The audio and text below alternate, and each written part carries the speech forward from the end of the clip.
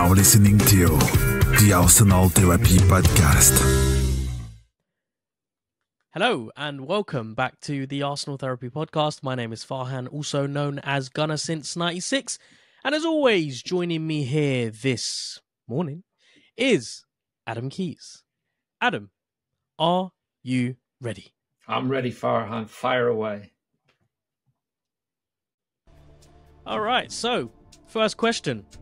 Was that a perfect performance? No. Are we seeing the £60 million version of Kai Havertz? 65, mate, absolutely. And finally, can we replicate that performance next week? Yes. Good stuff. Adam, welcome back. 24 hours. Well, a little bit less than 24 hours since we last saw each other.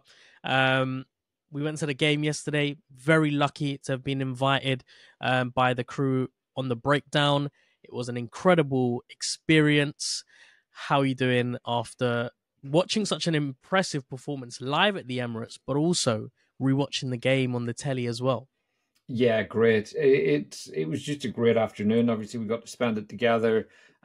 Big shout out to Alex Hoffman, Arsenal's video lead, who reached out to me on Twitter and invited us down to the breakdown as guests. We got to chat with Adrian Clark, who's a gent, as we kind of expected, given that we both listened to the Handbrake Off podcast and we do watch the breakdown as well. So yeah, really great. And Adrian give us a shout out for the pod, gives a chance to explain it, which you stepped up and did very eloquently. So it was really great. And watching the match in a box at that level, perfect view of the pitch in the clock end. It was a great afternoon. It really was one of those just fantastic days to watch football. And then I rewatched the game this morning, and it was one of those. I texted you this morning saying we'll do the pod at this time because I'll watch the first half. I remember most of the second, and then I got to the end of the first half. I was like, let's push this back. I want to watch the full game. And you know something? It was even better than I remembered. So it was one of those. I knew we were good, but I didn't realize just how good we were. And the feeling in the ground was that Brighton were rattled very early on. When I rewatched it, I didn't realize just how rattled they were, but also how good they are in possession at times. So there were times where the likes of Lewis Dunk, and the biggest compliment I can give Arsenal from yesterday's performance is that you could make a fail comp and a heroic defender comp about Lewis Dunk yesterday, because we just hustled and harried and pressed him the whole game. And some of the mistakes he made were just down to Arsenal's just sheer willpower. But also, he had a tremendous game. And the fact that you could kind of split it into two and make those two comps, that says everything about how good we were yesterday. But how did you find the day? Did you enjoy the afternoon as much as I did? I think so. I think it lived up to the expectations. No, it was an amazing day, of course. You know, usually when I go to the Emirates, we were talking about this yesterday. We have a routine, don't we? Something that we follow. Get to the game or get a bite to eat, then go to the game. I usually like to walk in an hour before kickoff and watch the boys warm up and stuff like that. It was a little bit different. This time we walked through a completely different entrance. You know, we were greeted with free match day programs. What do they call it? The programs. Yeah, the match day programs, live orchestra. You know, so it was a very different type of experience, but it was really nice. It was incredible to see the pitch from the kind of position that we were in. Like as soon as we go up the escalator, you see it and you're like, whoa, you know, this is quite surreal. And then obviously seeing Adrian Clark come in and be able to watch it with everyone as well, be able to talk about it with them as well. Because usually at halftime, you kind of let your thoughts gather, don't you? You either go get a bite, go get a drink, or just simmer down. Yesterday it was kind of like from one thing to another. We watched the first half, go back in, have a chat about it, then go back and watch the second half. So no, it was a great experience, and you know, one that Hopefully we can have again, Alex, if you're listening to this. But to also watch a performance. I mean, we were discussing this yesterday. You were saying how you would take a drab 1-0 win. To witness a performance that we did at the Emirates, it almost felt like, is this real? Is this the kind of same performance that we would watch on TV? But obviously, you've watched it, and it seems like it was it replicates what we saw with our eyes. And from the first minute to the 90th, bar maybe 10-15 minutes, it was complete domination. It was a completely dominant performance from Arsenal, and one that was quite unexpected, because when you look at the caliber of the opposition that we were playing and the history as well, let's not mention the amount of times that they've beaten us at the Emirates. Yeah, it beggars belief, really, how well that we did. Yeah, they won 4 games at the Emirates. We've won winning 6 against them at the Emirates. We've really, really struggled against Brighton. And I think last season it was a complete humiliation. We were good at times in that game, but we just really crumbled in that game. And it was a case of, it was just the real nail in the coffin for our title challenge. But yesterday started so well. So having done a rewatch, I've made some pretty detailed notes about it, and it was crazy. I was typing like every minute because there was something happening every minute, and it was very much in our favor. So like 20 seconds in, our pressure was so intense inside their box that Lewis Dunk ended up misplacing a pass. The ball comes to it was one of those where it was just kind of chaos in there. We were closing every man. Brighton like to pull their centre-backs right back to the byline and really get it, suck people in as deep as they can. They have the keeper playing the 2 centre-backs going either side.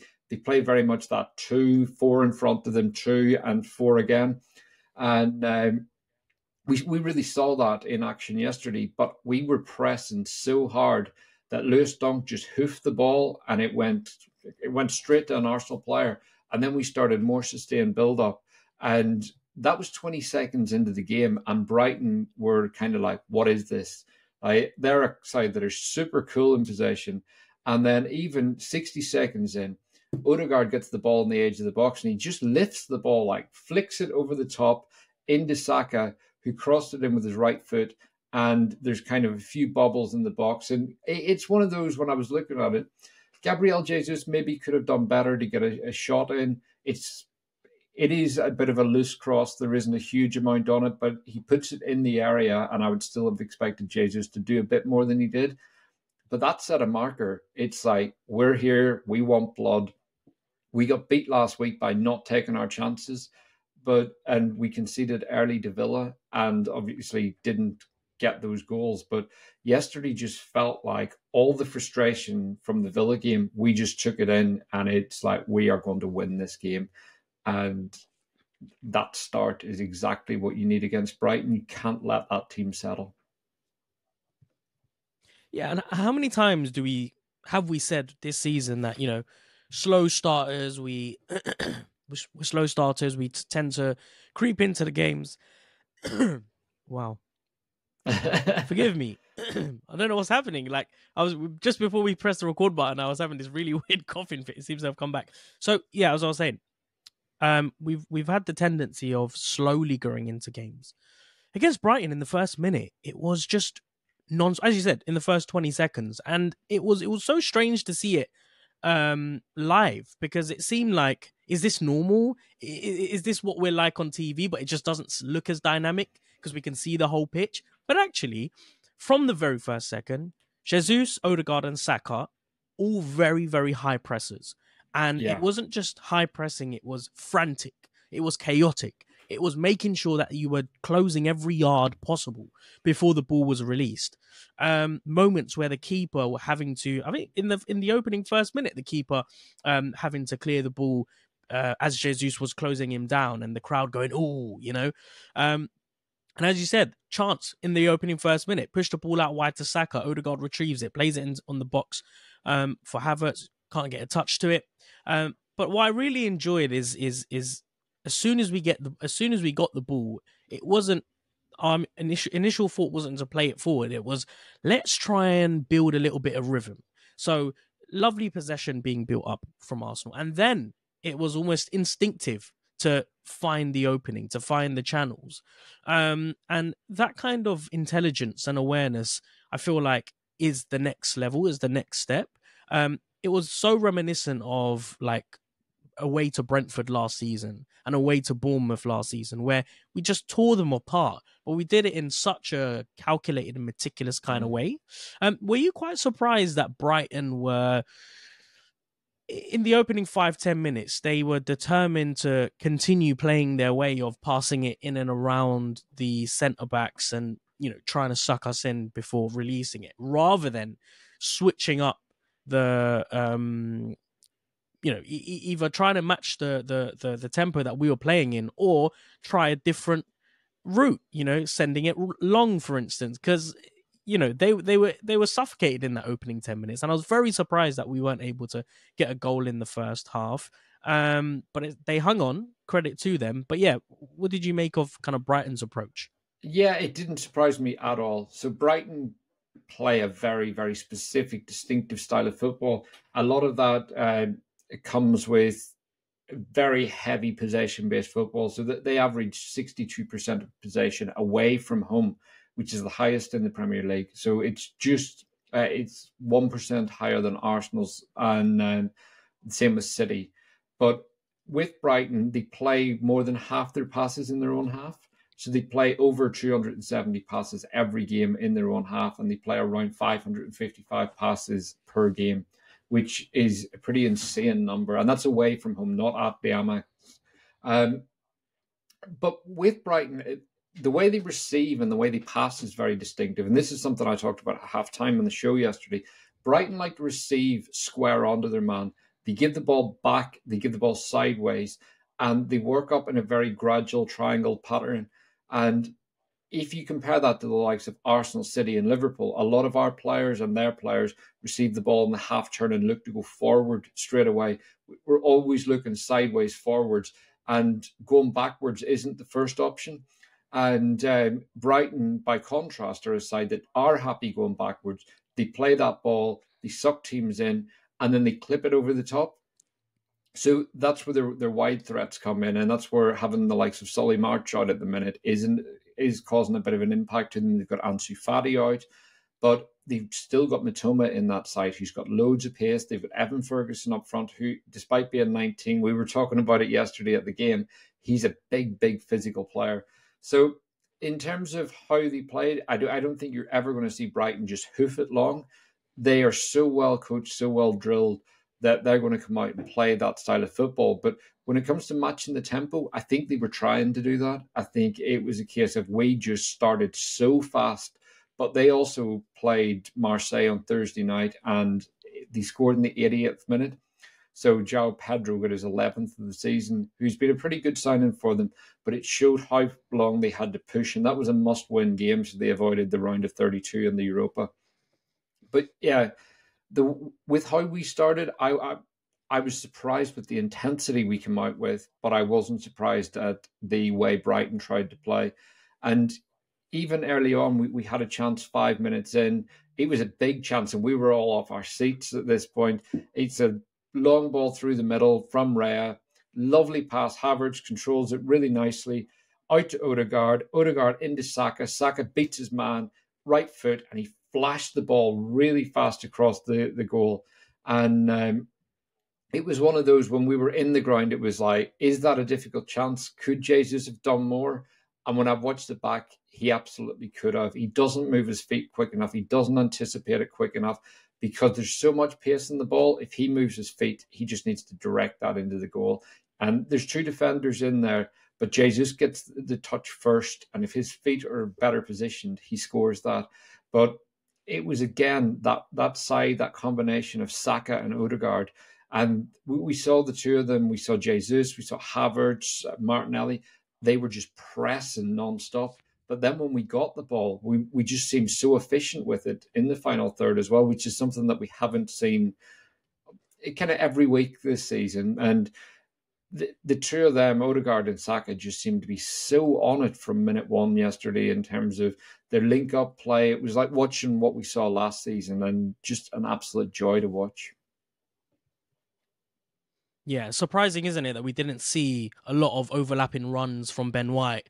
And it's something that I mentioned to you whilst we were watching the game, and you very nicely pointed out that actually because Ben White had Matoma to deal with, it was maybe a good idea that he wasn't overlapping. But it's so refreshing to see that despite not making those overlapping runs, which is one of the main routes that we're able to open teams up on that right hand side.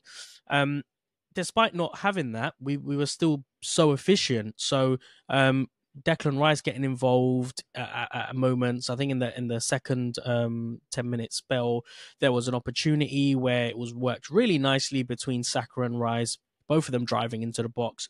Rice could have had the shot, decided to play it into Saka, and then the chance kind of died. But as you mentioned, the chemistry between Saka and Odegaard seems to be getting so good that we don't need that overlapper anymore. Rice getting involved as well, Jesus as well. And on the opposite side of the flank, we'll talk about it in the second half, I think more so, we had Martinelli, we had Zinchenko, Jesus as well getting involved in there. So both sides working really well. And I think a big shout out, in the very early stages of the game has to go to Big Gabby at the back, who was, pressing so high up the pitch. At one point, I thought he was, playing as an 8. The intensity that he put to go up the pitch, to put the pressure on Brighton. And I think that epitomized really the game plan and the intent. It was to win the ball back as quickly as possible. And it was so kind of, it almost felt like, hot potato, needing to hang on to the ball no matter what.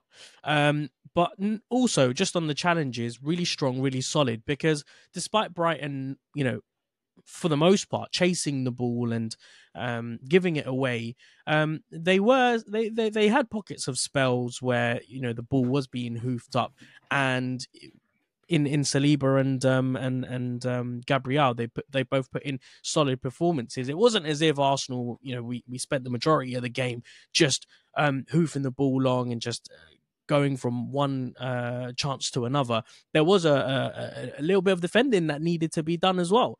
Let's talk about a few more chances that Arsenal created, because in that first half, I think it was 15 shots, an incredibly overwhelming amount of chances. And we were both looking at ourselves, scratching our heads, thinking, how are we not 1-0 up here? Yeah. And yeah, so again, a lot of it came down that left-hand side. Saka with a half chance, playing the ball down the flank. Odegaard making a lovely overlapping run into the space for Saka to get into. And this, again, we should probably mention that it was Odegaard's 25th birthday yesterday. And we got a very special performance from him. And these are the things that I really like to see from players, especially Odegaard.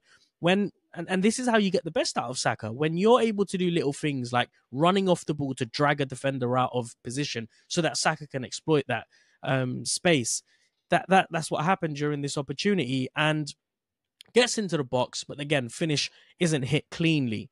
And let's talk about Saka in a different element, which is his defensive discipline, which was really great, because as I said, Brighton did have their spells where they were moving the ball up into our half. Saka really well disciplined to cut back, and not many wingers do this. If you look at those with big egos, they tend to try and stay on the halfway line to receive the ball. But Saka coming back to do his defensive duties, and in doing so being fouled quite a few times. I think we were getting quite a bit frustrated that the referee wasn't booking players, maybe at times that he should have. So yeah, how did you feel about Saka being targeted maybe in the opening 15 minutes? Yeah, there was 3 fouls on him in the opening 15, and Milner on 15 minutes absolutely clattered him, really clattered him, took him out, and Saka wasn't happy at all about it. It was one of those where it's a yellow card all day long. And this is what frustrates me about referees, is it seems to be okay to go in on players like Saka, And the inconsistencies of, because I said to you at one point yesterday, I don't understand the rules of the game anymore when it comes to cards and so on. But we're seeing such trivial yellow cards being dished out for absolutely nothing. But a challenge like Milner's on 15 minutes that was late, it was aggressive, and it was frustration from a player that was really, really struggling against a top-class winger. And like Milner's about 38 now. He's still really fit, still a very good player, but he doesn't have the legs anymore. And he was struggling against Saka.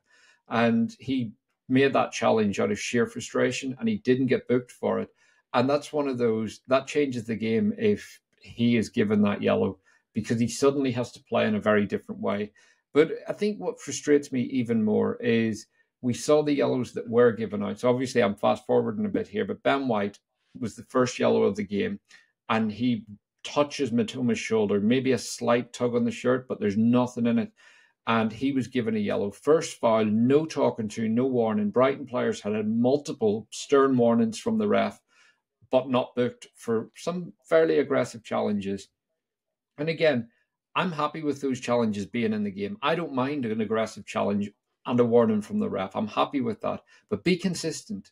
And so when Ben White makes one where it's very, very soft, he puts his hand on Matoma, and it's a foul all day long. Give Ben White the same courtesy that you've given the Brighton players. And then same with Matoma. It was a very, very soft yellow card that he's given, but it's coming back to trivial yellow cards. And then Arteta's booked for waving and nothing more. We were in the ground, I looked at it and thought Arteta's losing it a bit there. But actually, when I watched it back on the game this morning, he's literally waving with both hands like this. It's weird. It's like, and then he obviously said in his interview he was waving at Martinelli. But it was such one of those, the ref couldn't wait to dish that card out to Arteta. And then we see the United-Liverpool game just a couple hours later. Dalot is given 2 yellow cards in the same space of play for basically dissent. And 2 yellow cards for dissent, one after the other, without anything in between. It is absolutely ridiculous where we're at right now with refereeing. And funny enough, it was Michael Oliver that gave Martinelli those 2 yellow cards in one phase of play against Wolves. Both times the player didn't know they had got the first yellow before they got the second yellow and got sent off. So this is what's frustrating me. We're seeing like top wingers being clattered and kicked every week and not protected. And it's okay for people to go through Saka. And it just gets like kind of, you get a free kick, play continues, he gets back up. This is one of England's best players, and referees aren't protecting him. It's absolutely crazy. But yet you talk back, you pull someone's shirt, you do anything like minor time wasting, yellow card. Clatter someone, go through them, potentially injure them. It's debatable whether you're going to get booked or not. So it's one of those really frustrating things that I'm just kind of fed up talking about, fed up complaining about. And especially after yesterday's performance, the way we played, I think it's one of those, you look at it and you think, yeah, referees are just beyond a joke now. But how do we take the game out of their hands? And that's what we did yesterday. We made sure the ref couldn't influence the game. Yeah, certainly on another day, we could be highlighting the inefficiencies of the officiating.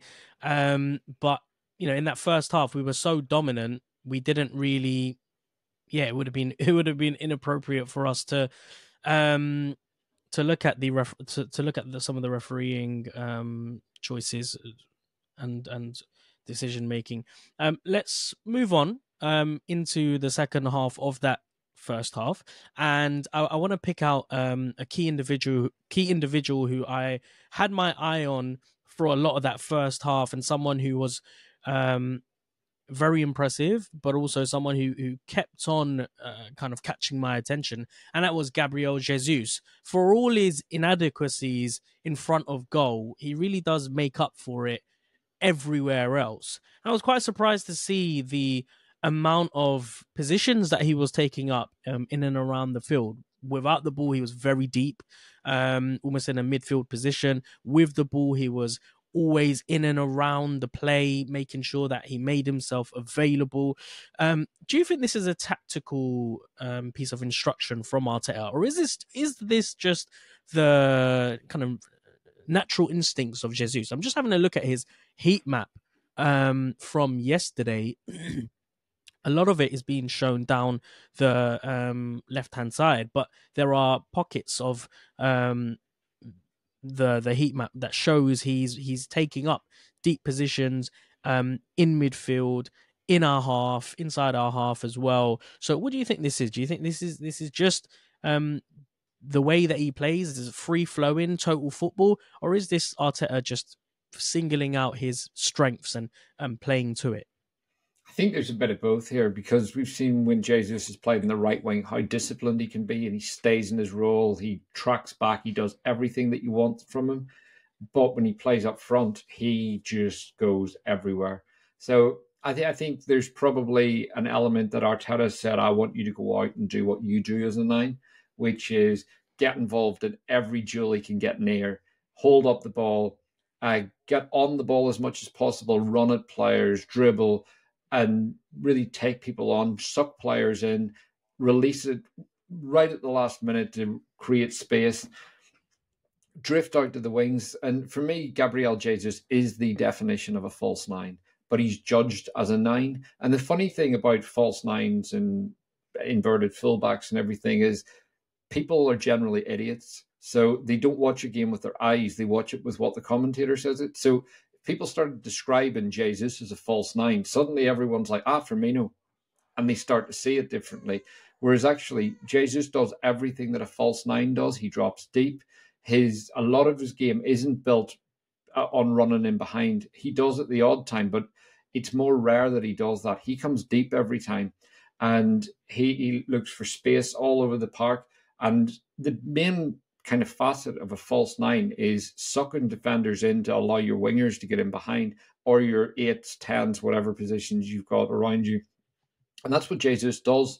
And that's why Saka, Martinelli and Odegaard have so many goals, because Jesus sucks players in and creates the space behind him. So if Jesus was described more as a false 9, people would judge him in that sense. But I think you're right in that Arteta looks at his strengths and says, right, where can we get him moving? And it is that I think a lot of Jesus' game is instinctive. And whereas if you look at other players, there's more elements that they're coached in. Saka always seems to know what he wants to do before he gets the ball. So does Declan Rice, players like that. Jesus seems to be very reactive, very instinctive, and very much that street football that you see with Latin American players. And yesterday you were right. We talked about him a lot whilst we were there, just how much he moves around the pitch, how much he sucks players in. And he's a pest. He's someone that if he's not in your team, you hate him because he gets involved in everything. If something happens, he's the first to confront the defender. He's in people's face. He's moaning. He's lying down, holding himself whenever he gets touched. He's all those things that you hate if he doesn't play for your team. If he plays for your team, you absolutely love him. And you bang on. He was just so good yesterday. He was so influential.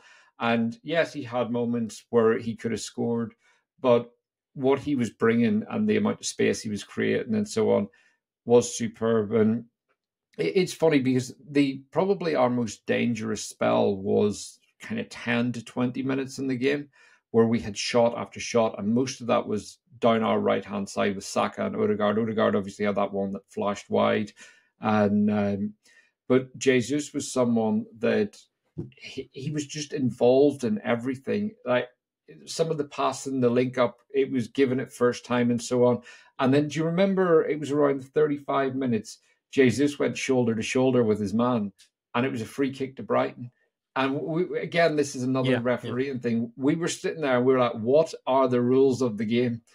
And it's like, it's so difficult to comprehend. You've got a player like Gabriel Jesus who's all action, who will go in, use his body, protect himself. And shoulder to shoulder is one of the most basic contact points of football. And he's getting a free kick against him. So it just kind of summed up Jesus, though, even though he lost the decision there, it was back winning the ball, being strong, and that's something that's so underrated with his game. Aside from all his positional assets and the chaos he causes on the ball, it's his strength. He can hold up the ball as well as a 6'4" centre forward, and going shoulder to shoulder, it's very, very difficult to knock him off the ball. It takes a very well-timed challenge to do so, but yeah, we have to keep him fit. Yeah, absolutely. He was, magical, and I think one of the best words to describe him is fluid. He's like water, he flows everywhere. Yeah, and he wasn't the only one. He wasn't the only one on show, doing their thing and making it look really good. There was a moment in the latter stages of the first half where Odegaard produces a delicious piece of passing with the outside of his boot into Saka, plays it into Martinelli. The shot is weak. Well, that moment really just summed up Odegaard to a T. He was a real delight in that first half. Just the ability to make things happen on and off the ball. He has all the traits that Jesus have, and actually, a lot of the players in midfield do have the same kind of traits, but they all present it in a different kind of way. Like, I would argue Declan Rice has the similar kind of traits, but he's a completely different type of player. And we're going to talk about him in the second half. But Odegaard, for one, for all the good that he brings, though, how frustrating! It's a brilliant pass. How frustrating it is to see him getting into dangerous areas and not using his right foot. Because there was an opportunity in the last period of the first half where he gets in a brilliant position, but rather than having a shot with his right, decides to pass and the chance completely dies. And you feel, if he's able to just get a little bit more confidence on his right foot, how many more goals could he add? How much more dangerous can he be in that final third of the pitch? Yeah, definitely. I think there was a couple of times that happened. He went in and he either tried to beat his man or he was trying to get onto his left foot. And for the cutback or the shot, and we saw it against Villa last week where Odegaard missed two massive chances in that game. And if he was more confident on his right, probably could have taken both on that foot and scored. But it is unusual because you've got just such a gifted player that's so good technically off one foot. But if you can just improve that right foot, even like 1 or 2%, and a big part of it is probably not improving the right foot itself. It's improving that, or getting that confidence and that belief that he can use it. Because we saw Saka, when he broke in, he was very left-footed. And then he very quickly started using his right more and more. We see Martinelli now. He's confident at crossing on his left foot. And if Odegaard can just start, especially inside the box, like outside it, slightly different, but just using that right foot a bit more, especially first-time finishes. Just get in where you don't necessarily need loads of power. You just need to control the ball. That's where your weaker foot can become really, really valuable. And I think you could be talking about a 20-goal-a-season player if he was able to improve those bits, because he's already got 7. But yeah, he also, obviously that pass was right in front of us as well. So we saw it's the first time I've seen him make one of those whilst being in the ground. And he hit the ball so hard. And I think this is something that you don't appreciate on TV, is just how hard he passed the ball, but the level of backspin to just pull it into Saka's path perfectly. That's insane. And it's like Ozil's bounce pass. Odegaard's the only player that I'm seeing doing this on a consistent level. And then he played another ball into Saka, not quite with the same level of backspin, but it was on 48 minutes right before the halftime whistle, and Saka skied it over the bar. It was one of those, it wasn't the easiest chance, but Saka had to do better than he did. There's a defender sliding in, I think it's Lewis Dunk, but he should have kept it down and at least worked the keeper. But it was, when I'm looking through my notes now as we're talking, it's Odegaard, and it's one of the most involved I've seen him, but also the most efficient. It felt like when he was around the box every time something was going to happen, and it was the same with Saka in that first half, where those two just seemed, it was like two kids on the playground that were better than everyone else, and they were just a joy to watch. But if you look at the first half, we had 58% of possession, we had 16 shots, only 3 of those were on target though. But Brighton had 0 shots and they only had 2 touches in our box. And one of those touches was brilliantly just cut out by William Saliba, who just, or maybe that was in the second half, he just slid across. And but Brighton are a team that are so dangerous. So to have Brighton with two touches in your box and no shots, that's pretty insane, and it shows just how dominant we were. Yeah. Okay, well, I think with this, that's concluded the first half discussions. I think it's safe to say we're ready to move on.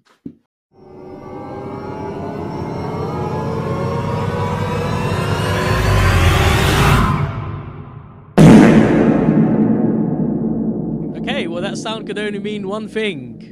We have arrived at the halfway point of the show, where I'll be taking you into the second half of the show, where we'll be talking about the second half. But before we do that, Adam, please give us your one-word summary for that first half. Electric. Nice. Electric indeed it was. So, the second half, Arsenal come out, and we start off really brightly. Playing the ball into the final third, Martinelli and Jesus getting into the thick of it. Obviously, we were in the clock end, so it was more.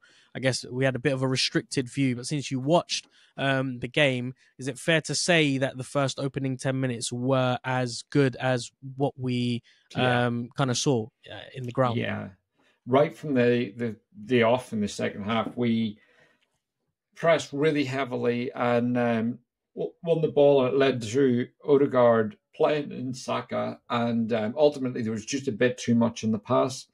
A few minutes later, Declan Rice thought, right, I've had enough of this. Cape came out, he got the ball inside our half, made a real charging run through the middle of the park, popped it off to Jesus. He lost it, but it was the sign of Rice really starting to come to life. He had a very, very good first half, and he was involved in a lot of our attacking build-up, but he wasn't the standout man in the first half. But then again, 51 minutes, the pressure was really intensifying, and Verbruggen, who was pretty good the whole game, looked very composed.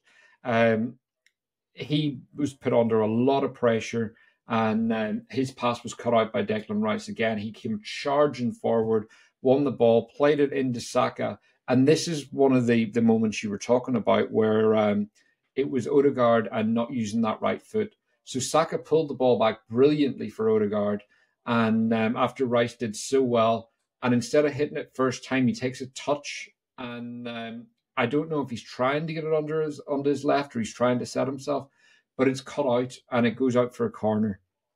But it is one of those that you look at it and it's like, just hit that ball. That was such good play. You just need that instinct finish. You're 2-3 yards out, just wrap your foot around it, left or right.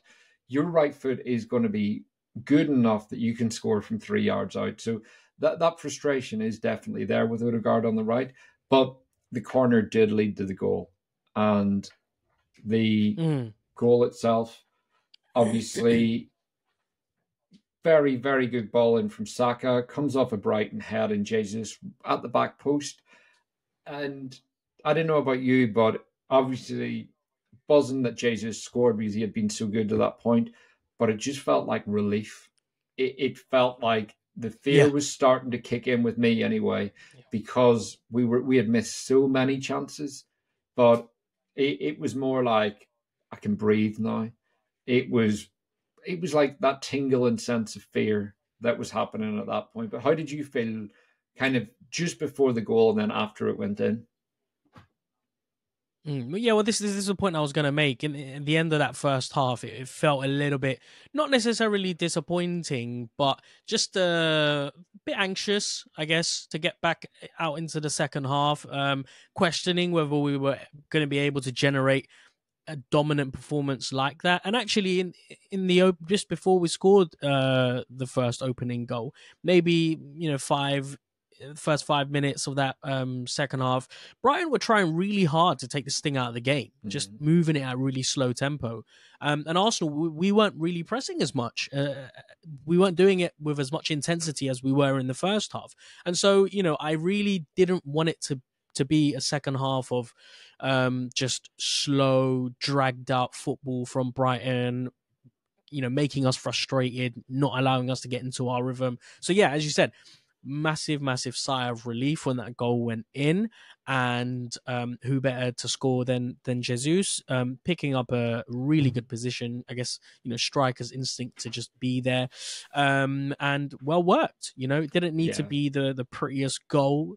So as long as we got the ball in the back of the net, that was the most important thing. And most impressively was what happened after the goal, which is continuing on and creating more goal-scoring opportunities. So moments after scoring, we create another brilliant opportunity, a great move from Martinelli, dribbles into the box, plays it across the face of goal, goes out for a corner. But again, the continuous threat was there, and it didn't seem like Brighton were going to be...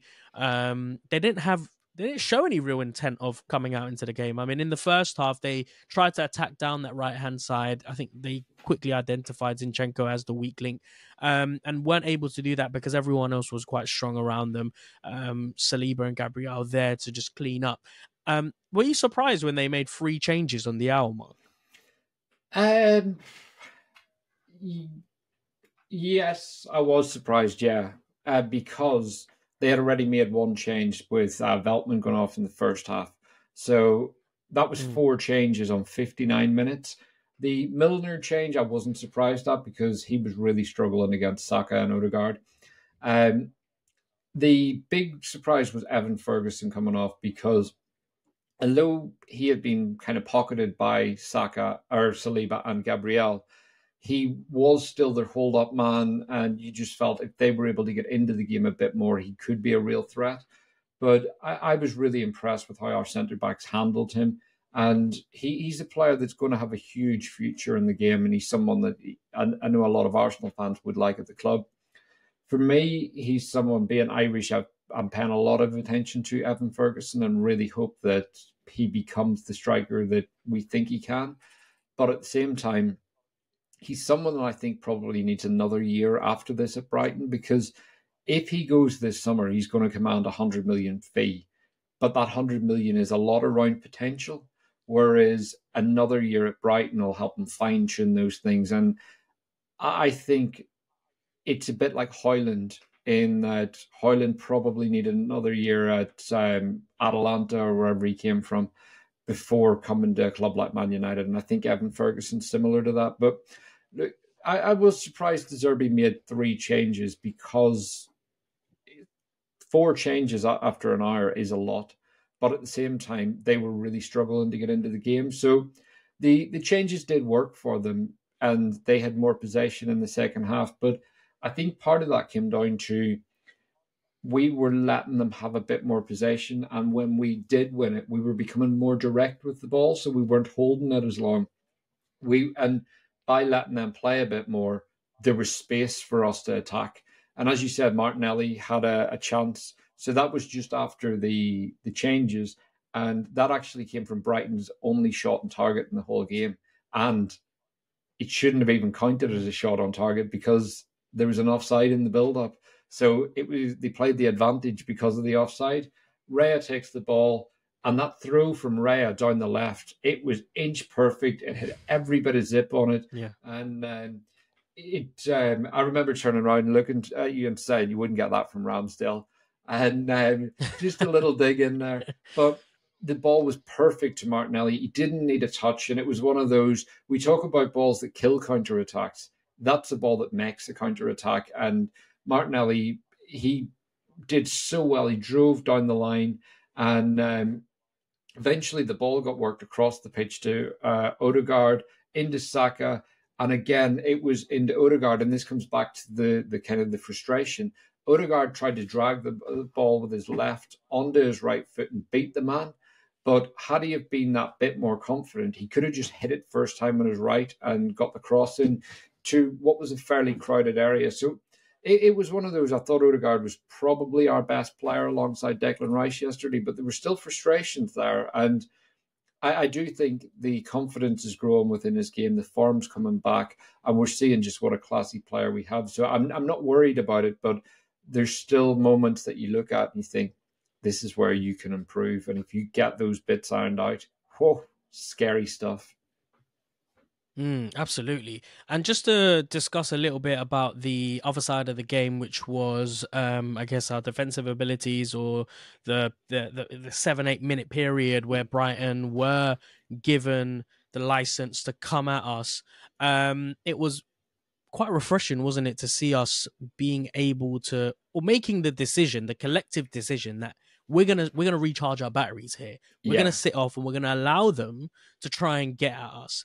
And you wouldn't. I mean, I can't remember another time where Arsenal, even as a fan group, we're happy to see us being 1-0 up and sponging up the pressure, because the fact of the matter is we're able to do that when you've got two centre backs who are as dominant. And I think probably I don't know if there is a better centre back partnership in Europe right now, in the world right now, than Gabriel and Saliba. They're so dominant. They complement each other so well. One is so calm and composed on the ball. The other one is super aggressive, but just scares the life out of attackers as well.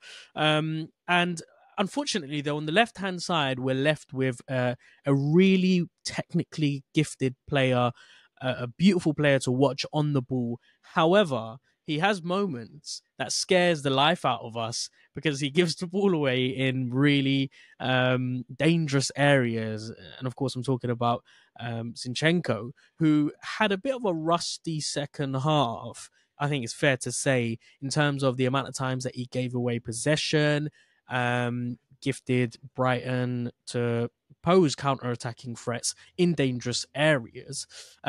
Is this something we're just going to have to live with, because he does so much? Again, kind of similar to Jesus. For all the frailties he has in front of goal, he's just great everywhere else. I guess the same with Zinni in the defensive part of the pitch. Yeah, I mean, I my thoughts on Zinchenko. I really like him, and I think we're a better team with him. One of the things I noticed watching the game back was how many recoveries he made. So there's a lot of Zinchenko's game goes completely unnoticed. I think everyone sees the very technically gifted, well-crafted passes that he makes. But even yesterday, it was 42 of 50 passes completed, 64 touches. He lost possession 9 times. And there were a couple of times where he lost possession that were a bit sloppy. But there were other times that I looked at it and I thought, I said to you at the time, I feel like if someone gets in behind Zinchenko, it's straight away Zinchenko can't defend. And even if that's a well-worked move, if someone gets in behind Ben White, we don't hear the same groans that we do for Zinchenko. And people get in behind Ben White a lot. And we saw it yesterday. Brighton's best chance of the game came from Mitoma getting in behind White. Beautiful first-time cross off the outside of his right boot. And Pascal Gross probably should have scored. But Zinchenko, for me, was a player, when I watched it back, there was quite a few loose balls that he picked up and he got going, or someone had a poor touch and it was Zinchenko straight away to the ball and giving it and making it look really, really smooth as if nothing had happened. And there are things that you don't always notice in the heat of the moment. And that's why I do like going back and watching games whenever I get a chance to do it, because you see those things, but you don't have the same emotion and fear attached to you. And all in all, I think Zinchenko was pretty good yesterday. There were a couple of moments where I thought you didn't need to dive in there. There was one in the second half where he tried to commit a tackle, tried to kind of win the ball higher up, and he would have been better staying on his feet. There were a couple of other loose passes, but I do think what he gives you overall really outweighs that. And I think until there's a player that can defend better than him but still give you a lot of what he gives you on the ball, I don't expect anyone to give you quite as high of a level on the ball, but if you can get close to that but a much better defender, that's where the upgrade comes. Because for me, the kind of lapses don't come anywhere near to outweighing all the pros that Zinchenko brings. And I think the closest we've seen in that position to given what Zinchenko was able to do was Jurriën Timber. And that's why it's going to be so interesting when he comes back. Yeah. Well, look, Arsenal are pressing for that second goal and it's getting a little bit nervy. Nobody really wants to be 1-0 up against a side like Brighton who can switch up the tempo so quickly. And yeah, nerves are building, but Arsenal are continuing to generate opportunities. A player who was so good in that second half and so influential was Declan Rice. We will talk about him in a little bit. There are two opportunities that I want to talk about, which, you know, the first one, Odegaard shot, which I can't remember whether it was either saved or whether it comes off the post or whether the goalkeeper shifts it onto the. It was an incredible big save, right-hand save, and there was a big right-hand save, and the other opportunity is the Havertz header, which needs to be converted. So the first one, there's actually another one as well from Rice. Yeah. Okay. Cool. So I'll mention these two, and then you can give me the third one. So, Declan Rice intercepts the ball brilliantly, and one of the most impressive things about Declan Rice is his non-stop intensity. And it's so easy to just drop the tempo when everybody's comfortable, when everybody's okay. When you make the collective choice to just ease off a bit, that's when, you know, you creep into old habits, bad habits of just being too comfortable. He never seems to do this. He's always front-footed and he's always switched on. And in doing that, he's able to do brilliant things like intercepting balls in the middle of the pitch. Plays it to Martinelli, dribbles past 3 to 4 Brighton shirts, drops his shoulder, does it really, really well before releasing it to Odegaard, and the shot is brilliantly saved. So that's chance number one. Crucial chance number one before we enter the final 15 minutes. Chance number two, quick succession this time. Havertz, header, which has to be converted or at least put on target, but the ball goes over. He's positioned right in the middle of the box.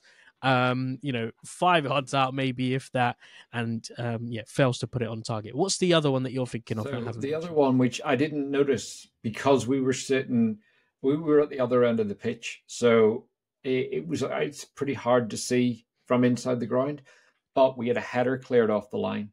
So Ben White gets up, knocks it on, it's going into the goal, and Dunk is actually extending, and it's a really good header that he kind of extends his neck and gets it great clearance off the line. But it was one of those, Saliba's running in behind Dunk, and if Dunk isn't there, it's kind of Saliba's very close to it, and he's definitely putting it in if it doesn't cross the line. But it was one of those, it was a great header, but one from where we were sitting in the ground, you couldn't see it. And a massive chance that we could have scored. But interestingly, the Havertz one especially, Odegaard's, I felt he took too many touches, and it was still a great save because there's a lot of power on the shot. The Havertz one, after the game, Arteta obviously had a lot of praise for Havertz, but he did call out that header and say he had a great header as well. He should have scored. He has to score that header. And again, watching that back, there's 2 defenders on him, but he has so much space and time. For a player like Havertz, that's a dream header. The keeper's beaten, so it's pretty much an open goal, and he skies that ball over the bar with a pretty clean header as well. So it was one of those, that's 3 big chances within a pretty short space of time that we should have scored to kill the game. And, you know, it's great watching Arsenal produce a brilliant performance on the pitch, generating chance after chance. At any moment, though, do you start to fear that, you know, we've seen this script before, total domination of a game, and then you end up losing or you end up dropping points. So just before we enter that kind of final 10-minute spell, before Arteta makes the changes, are you thinking in the back of your head, this could go wrong, especially after that chance that Brighton had where they hit the side netting? Yeah, so that chance came on 82 minutes. So it was it was one of those that, obviously you're 1-0 up. There is that fear, and Brighton were seeing more of the ball, but they weren't creating anything. We looked in control, and our press was very controlled. When there was a loose ball, we were just straight on them. We were winning it. Declan Rice was just insane in the second half. But then when the Matoma one went in, it felt like it almost felt like we needed that scare. So as fans, obviously, you're so relieved to get away from it. But like, I had that knot in my stomach whenever it happened. And it was one of those where we have been there before. We have seen this happen. So it was a reminder that you need a second goal to kill a game. And we really, really needed it. So at the time of the subs, I wasn't that keen on the subs, but I think Arteta thought something needed freshened up because we hadn't got the goal. And we were discussing this at the game, where I didn't really see who would come off, because the natural would have been Trossard for Martinelli. But I felt in the second half, Martinelli was our biggest outlet. He was causing loads of threats. Again, a bit like my notes in the first half are all around Odegaard. It's Martinelli second half, because he was so good, he was so dangerous, and he was causing real threats. It was him that played the cross into Havertz for that header. Lovely play, gets it onto his left and hits it first time. So the minute that bit of space opens, he clips that ball over, and Havertz should have scored. But there was something in me, and I think everyone in the ground felt the same, where it's like, if we don't score, we could lose, we could draw this. Yeah, and we're creeping into the final few minutes of the game. A chance, Declan Rice with an incredible run through the middle of the pitch, all the way into Brighton's box, has a shot which is saved, and again, just summarises that second half performance. So heavily influential and so rare as well as a player to continuously perform at that high level throughout the game. You must have golden lungs. The guy just continues to go, no matter what the period of the game is. And then we get to the goal, and just before the goal is scored, there is a really, really beautiful passage of play where kind of everyone's involved. We're making triangle passes. I haven't written this down because it was happening in such quick succession, but I can visualize it in my head. It was such attractive, nice, neat football. And again, I think it was Declan Rice in the thick of it, and it was just begging. I don't know if you made a note of this, but you've rewatched the game, so you can maybe remind me of that chance. But that was an opportunity that was begging to be converted, and it came just before we scored the goal. So talk me through what happened there. So sorry, I actually don't have a note of this. So which chances? Yeah, well, I'll need to watch it back. It was just before Kai Havertz scored, and it was hold on, it might have been either before Kai Havertz scored or the first goal. I can't quite remember now. It might have been the first goal. It was the first goal. Okay, ignore that. Ignore what I've just said. Let's move on and talk about this second. It was the first goal where Jesus headed it in, and before that, it was a really nice passage of play. Yeah, and it was begging to be put in. Yeah, but the second goal, someone we haven't spoken about in this episode, and someone who continues to impress, won the Player of the Month for the club, and my boy Kai. I think yesterday, look, credit to him, he had another solid performance, and he seems to be going from strength to strength, not just in his playing abilities, but his attitude as well. And this is why things are clicking. This is why we're seeing the best of Odegaard and we're seeing the best of Declan Rice, because they've got someone competent now, finally being able to trust Kai Havertz, palming responsibilities over to him. And again, yesterday was another example of his abilities off the ball, but also his abilities on the ball. And that finish is a reflection of his confidence at the moment.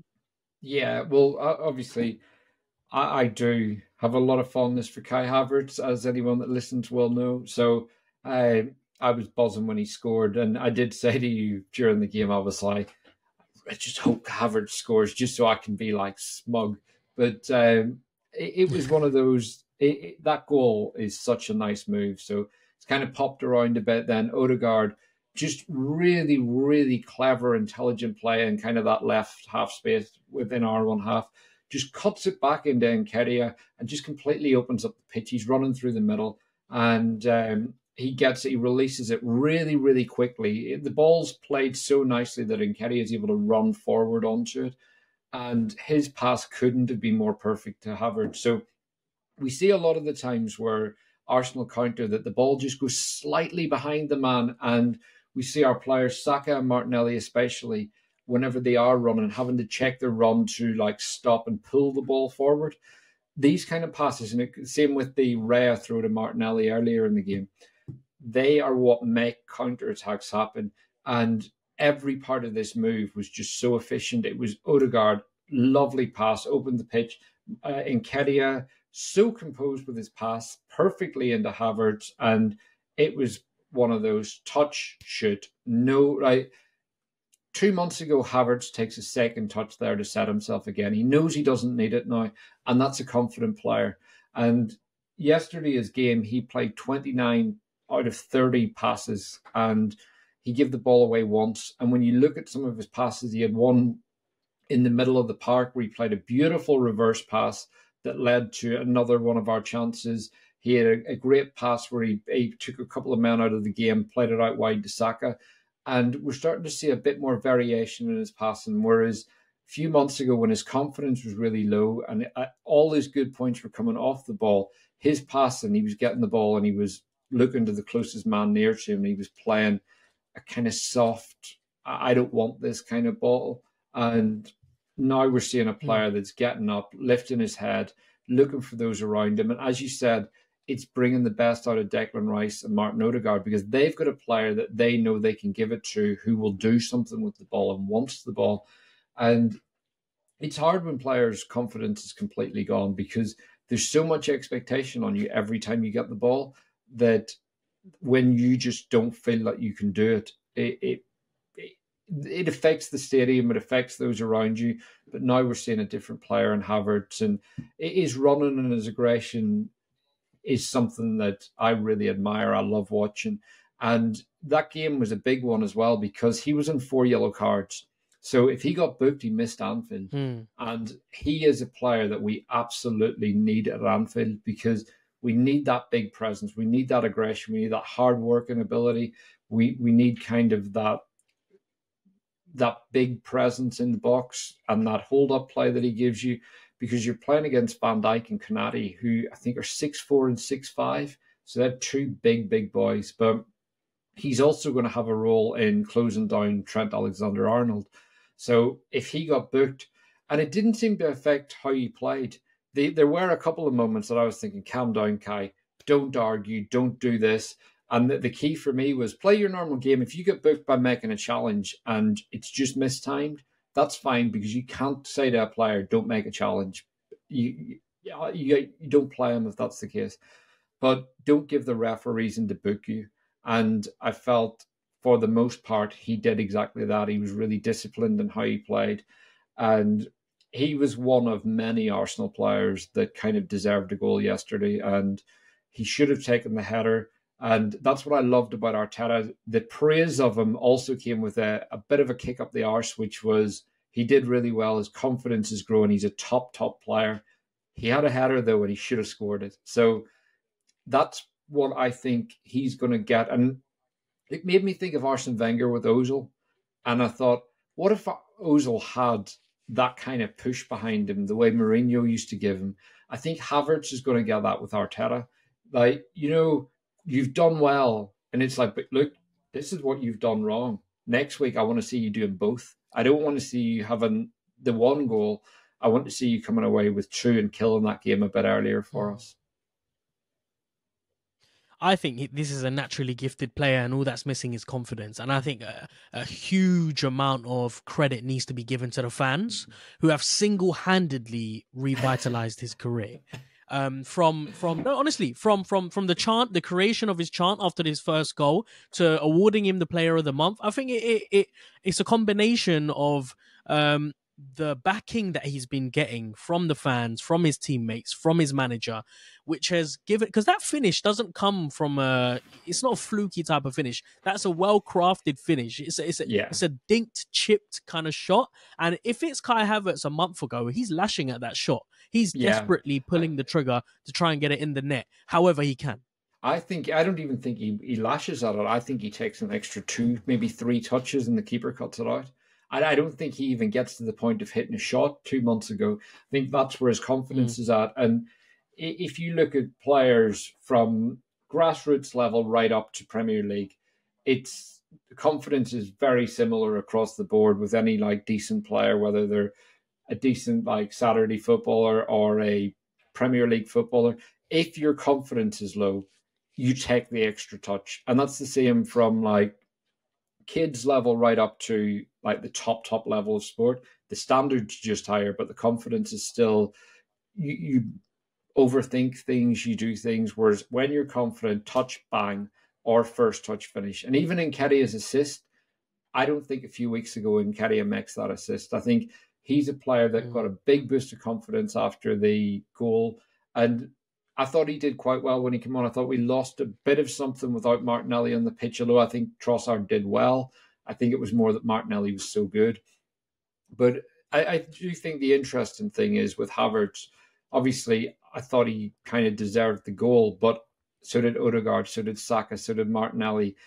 We're talking about numerous players who had chances and could all probably have, if they scored, you'd be saying they deserved that. So that's a real positive for me. And that's now 5 goals for Arsenal from Kai Havertz. And it's his first goal at the Emirates as well. So it's the first time we've really got to hear 60 million down the drain. Kai Havertz scores again, ringing around the Emirates walls. So really beautiful sight to be there for. Yeah. I still don't know how to feel about that chant. I don't know whether it's like praise or whether it's really weird. It's like, anyway, just before we end the conversation and end the episode, a quick thought or a quick response to the draw that Arsenal have been given in the Champions League round of 16. We have been drawn to Porto. So an away trip to Porto in the first leg and then back home for the second leg. Adam, are you happy with that? Yeah, I'm very happy with that. I know there was a lot of fans, Monty included, that were like, I want a tough draw, I want to make a statement. But Arsenal are a side with terrible European pedigree. So, we've been in the Champions League for 20 years under Arsene Wenger, but we got to a couple of semi-finals, we got to a final, and the reality is the majority of our European experience has been crashing out early. So for me, I want a draw that's as easy as possible. I mean, there's no easy draw at this point, but I want a team that we should beat.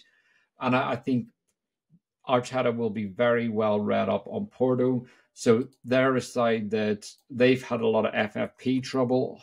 So they have struggled to bring players in, and they've had to sell a lot of players. Obviously, they've had to sell Fabio Vieira to us, and they sold Vitinha. They sold a few other players over the last few years, but they always remain competitive. Big part of that is they do have a really talented manager in Sergio Conceição. So he's someone that I think Arteta will be very, very well read up on. Porto sides work really hard. So whenever we signed Vieira, I watched a lot of Porto footage at the time, and the way they played then has continued into the last kind of 18 months. But they're a side where everyone works really hard. It's not going to be an easy tie, but it's one that I think that we should get through without any real trouble. The key thing is no complacency, which I think you made a great point about Declan Rice. There are times when Arsenal can have a bit of complacency. I just don't think that's in Declan Rice. I think, if anything, Rice, when the game's kind of heavily in our control, is a bit quieter. Whenever some of his teammates become a bit more complacent, that's when Declan Rice comes in. And I think he's the kind of player that's crucial for this kind of tie in case there is any kind of lingering kind of complacency towards the opposition. But I really don't think there will be. And I'm pretty pleased with the draw as a whole, and especially off the back of that win yesterday. So yeah, good place to be in for Arsenal right now. Yeah, definitely. And also, not to mention a few other tough draws in that round of last 16. So we will be seeing some big teams depart. You've got Napoli, Barcelona, you've got Inter Milan, Atletico Madrid. So it makes up for an exciting quarterfinal stage if we are to make it. But look, we will save that conversation for another day. And so we finally arrived for... Yes, good bad, where we will be giving you our good moment, our good moment, and our bad moment of the game. Good luck to you for trying to come up with a bad moment. I don't know whether there was any, but Adam, why don't we start off by giving our good moment of the game? Let me know what your good moment is. Good moment is, I'm going to go with Odegaard's pass. Rather than picking the goal, I'm going to pick Odegaard's pass into Saka, just because watching that in the flesh was just absolutely glorious. What's yours? I'm gonna go with the other good moment, and I'm surprised we haven't mentioned it. It was Jesus's little flick, the magical feat of his flick, and it was incredible seeing it, live. I mean, he's done it a few times, but to see it in the flesh was just something else, and the way he just gets away from his marker, it's amazing. Yeah, and he also had that head tennis moment around the halfway line where he just started doing keepy ups with his head. Yeah. So yeah, and they say football, the flair of the game's gone. It's just watch players now. Stop watching comps that are 60 seconds long. I grew up in the 90s and 2000s. The flair that you see from Ronaldinho was brilliant because very few players did it. Ronaldinho was unique.